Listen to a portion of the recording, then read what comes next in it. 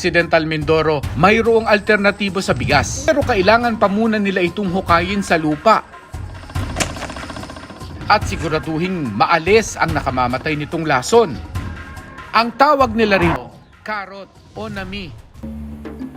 Pero dahil pinaniniwala ang may lason, mabusisi at kakaiba ang paraan ng paghahanda ng nami.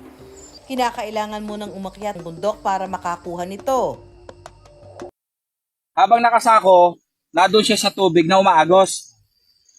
Mga ilang araw? 2 araw pa. 2 araw.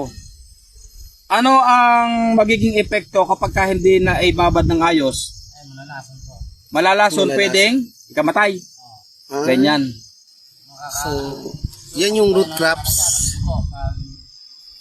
Pag nalason. Yan ang mga doon sa kanila. Kung anong mangyayari pagka kinain. Hindi pa po, may ano po yan may katas na hindi po makuha lahat ng katas na yan. Yun po ang pag kinain mo, yun po ang maglalason sa'yo. Ayun ang makakalason. Kailangan po yung katas na yan ay ubos lahat. Dahil pag mayroon pa po, yun po ang nakakahilo or nakakamatay po yung nami pag hindi po maayos ang Di ba? Ganong kasimple ang pamumuhay dito sa talayog. sa bundok.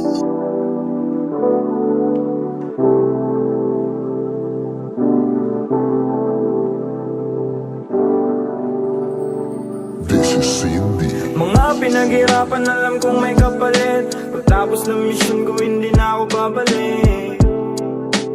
Buhay sulitin na. Mga pinaghirapan, alam kong may kapalit. Pagtapos ng mission ko, hindi na ako babalik. Mga pinaghirapan, alam kong may kapalit. Pagtapos ng mission ko, hindi na ako babalik. Buhay sulitin na.